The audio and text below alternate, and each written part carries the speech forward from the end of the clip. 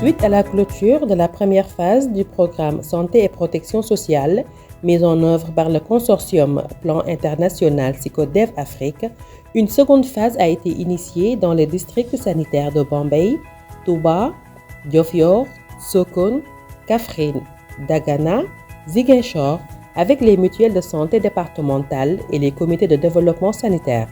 L'objectif principal est de contribuer à l'amélioration de l'accès à des services de santé et de protection sociale de qualité aux populations vulnérables de ces différentes localités. Le lancement de la seconde phase a eu lieu dans les régions de Diourbel, Saint-Louis, Kaffrine, Fatick et Ziguinchor, respectivement les 8, 10, 14, 15 et 17 février 2023, en présence des autorités administratives, médecins-chefs de la coopération luxembourgeoise au Sénégal, partenaires techniques et financiers, des acteurs communautaires, parties prenantes des services déconcentrés et de Psychodev Afrique.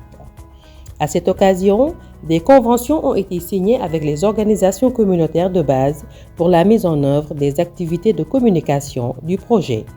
Notre approche, c'est de faire en sorte que les populations les plus vulnérables puissent accéder aux soins de santé de qualité, à une protection sociale de qualité. Pour cela, c'est évidemment les organisations communautaires de base avec qui nous avons contractualisé.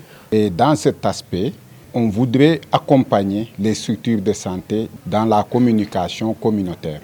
Et c'est effectivement ce volet de communication communautaire qui a été confié à un acteur national qui est Psychodev. Les OCB se félicitent des résultats obtenus lors de la première phase et partagent les leçons apprises.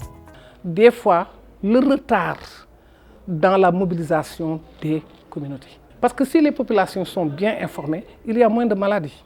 Bi nga yee nit ki ci demal faju ji da nga koy yee ci nag bu ko feebar dabee fan lay jaar ba am pajam yomb loolu si ko def du ko indaale ci phase 2 bi. Dans le cadre de ce projet, les OCB ont été formés sur l'utilisation des guides d'animation pédagogique pour les activités de sensibilisation sur le diabète, l'hypertension artérielle, le cancer du col de l'utérus et le SAMU national. RAES va former, outiller les éducateurs pour la santé, mais aussi les superviseurs de l'ONG Psychodev pour qu'ils maîtrisent mieux cette méthodologie venue d'Amérique du Sud, mais qui a fait ses preuves et qu'on appelle l'éducation par le divertissement. Mais aussi d'autres méthodes qui sont vraiment innovantes dans le communautaire, à savoir des cartes de situation, des cartes de décision, de conséquences, mais aussi qui questionnent les idées reçues que nous avons dans nos communautés. Ces guides et autres outils maîtrisés par les OCB constituent des éléments essentiels qui accompagnent l'organisation des causeries, comme on peut le constater dans cette rencontre à Sokone. di leen gërëm nag di leen sant ndax toogaay bi yàgg na waaye li ñu fi dajale defe naa ne jar na ko. ñu commencé ah 1 2 3. Coïncidant avec la campagne Octobre Rose, des journées de dépistage et de vaccination contre le cancer du col de l'utérus ont été organisées dans les 7 zones d'intervention en partenariat avec les districts sanitaires, les OCB et les gouvernements scolaires des CM qui collaborent avec Psychodev Afrique dans le cadre du projet. Le travail avec les gouvernements scolaires est l'une des innovations majeures dans la seconde phase. Les journées ont permis de dépister 3801 femmes contre le cancer du col de l'utérus et de vacciner 3151 jeunes filles contre le papillomavirus humain. Tay boo gisee ñu fi ñëw dañaa bëgg fagaru pour feebar bi daal ba mu ñu jot. nga dépisté wu ñu gisal la trace wala nga am feebar bi nga teel a faju moo gën nga toog ba mu lor la. L'adjointe au maire de Sokone, par ailleurs principale du CM, ainsi que le médecin-chef du district, déclarent que les élèves sont de véritables relais. L'aspect école, donc avec le CM de Sokone, pour en tout cas davantage mettre au parfum les enfants. Ce sont des relais au niveau de la population, au niveau de leur famille, pour parler de la maladie et pour éveiller les gens sur la dangerosité de cette maladie-là. En 2015, la première enquête nationale utilisant l'approche stepwise permettant l'identification de la surveillance des facteurs de risque des maladies non transmissibles dans les pays en développement a révélé que plus de 29,8% des adultes sénégalais âgés entre 18 et 69 ans sont hypertendus. La même enquête révèle que le taux de prévalence nationale du diabète est de 3,4%, avec des disparités selon les régions. En 2022, les maladies non transmissibles ont été la cause de 45% des décès au Sénégal, selon l'OMS. Pour lutter contre les facteurs de risque des maladies non transmissibles, liés en partie à une mauvaise alimentation, l'action du projet a initié l'élaboration d'un livret de recettes à base de produits locaux en partenariat avec le ministère de la Santé et de l'Action sociale à travers la division de lutte contre les maladies non transmissibles. Les plats proposés dans le livret ont été testés avec les acteurs communautaires par Plan International et SYCODEV pour une meilleure appropriation. Pour avoir une appropriation communautaire et pour que toutes les cibles que nous voulons toucher puissent comprendre que c'est des recettes vraiment accessibles, il a fallu travailler avec les relais communautaires avec lesquels nous avons conventionné pour qu'elles préparent ces recettes. Donc il s'agit de certaines recettes spécifiques à chaque zone. Donc nous avons commencé le travail durant la première phase et devons terminer le processus durant la deuxième phase qui est mise uniquement en œuvre par SYCODEV Afrique, mais qui permettra, avec la disponibilité du livret et des recettes, de vulgariser et de partager les messages clés que nous voulons faire passer à travers les recettes. Elle ressort un peu de la réalité qui est là, de la survenue donc, des maladies cardiovasculaires, de certaines maladies chroniques telles que certains cancers, des maladies rénales chroniques qui résultent pour la plupart d'une mauvaise alimentation.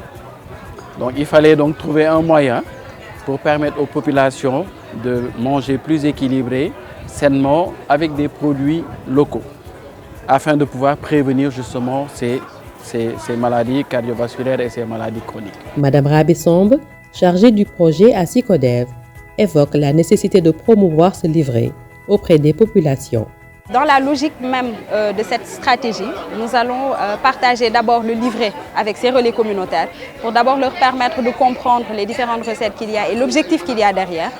Et juste après, au niveau des activités communautaires qu'ils vont mettre en œuvre, au moment de parler vraiment avec les communautés, nous allons nous assurer qu'elles puissent faire passer le message à travers ces activités de communication. Par ailleurs, la deuxième composante du projet a permis de travailler avec les mutuelles départementales de Fatick, Foundiougne et Gossas pour faciliter l'accès des soins aux populations vulnérables. Nous avons décidé de coupler l'assurance maladie à la microfinance. En faisant quoi? En partant de l'expérience des caisses avec. L'expérience de Foundiougne est une réussite mise à l'échelle dans d'autres départements. Le projet est en phase de gagner le pari de l'inclusion, de la massification et de la fidélisation. Souvent, c'est des villages où on retrouve des personnes pauvres qui sont exclues dans le système et qui ne sont pas dans le programme national de bourse de sécurité familiale. Et à travers des rencontres d'échange, on a pu créer 51 caisses au niveau départemental et qui ont permis presque d'enrôler plus de 100 000 personnes.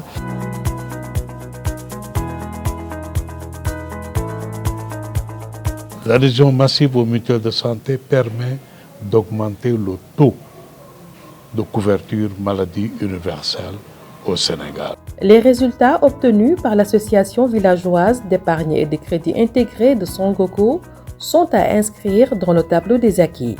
À travers le couplage microfinance-microassurance, l'action du projet a contribué à la mise en place de 383 caisses et à l'enrôlement de 27 605 personnes dans les mutuelles de santé départementales à travers les caisses AVC. Mutuelle bi daf ñoo yombalal ba pare yombal gafaaka góor ñi parce que tey boo jógoon tey war a dem hôpital yoroo dërëm sa jëkkër yorul dërëm dangay am jafe-jafe. Le projet Santé et Protection sociale SEN 031 œuvre également pour la bonne gouvernance du système sanitaire. Les 4 CDS pilotes de Sokone, Toubacouta, Richard Toll et Rosso Sénégal ont ainsi été accompagnés par des sessions de renforcement de capacité et de suivi en partenariat avec la direction de la planification, de la recherche et des statistiques du ministère de la Santé et de l'Action sociale. Suite à cet accompagnement, un atelier de capitalisation et de partage d'expériences a été organisé avec le réseau des CDS du district sanitaire de Sokone. Les CDS de ces 2 districts sanitaires ont bénéficié d'un ensemble d'activités en lien avec notre programme de renforcement de capacité sous le couvert d'une démarche qu'on appelait théorie du changement. Et dans cette démarche-là, l'enjeu, c'est de pouvoir, après avoir procédé au diagnostic sur le fonctionnement des CDS, procéder à un accompagnement qui puisse permettre aux CDS de fonctionner comme ils devraient le faire à l'aune des dispositifs donc, de ce décret sur le fonctionnement des CDS, mais également jouer leur partition en termes d'élaboration de programmes, mais en termes également de gouvernance sanitaire. Et maintenant, cette formation nous a amené maintenant là où on est aujourd'hui maintenant sur une capitalisation de beaucoup d'expériences pour mettre en œuvre maintenant le décret maintenant qui a régi maintenant les CDS. Parmi les missions des CDS figure la promotion de la santé, l'amélioration de la santé à travers la prévention, la sensibilisation, mais aussi l'identification et la résolution des problèmes de santé par la communauté. Les CDS aussi permettent de faire des actions de plaidoyer pour augmenter le financement du secteur de la santé.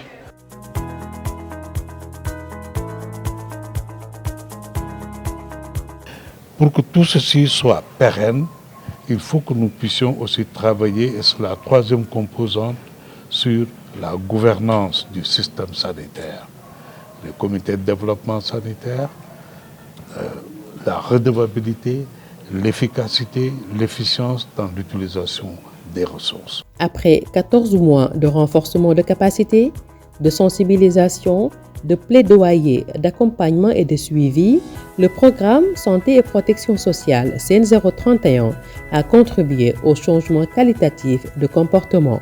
Les populations connaissent mieux l'importance du don de sang, les facteurs de risque liés aux maladies non transmissibles et comment les éviter, la prise en charge des urgences avec le SAMU national et développent des mécanismes endogènes pour leur protection sociale et sanitaire.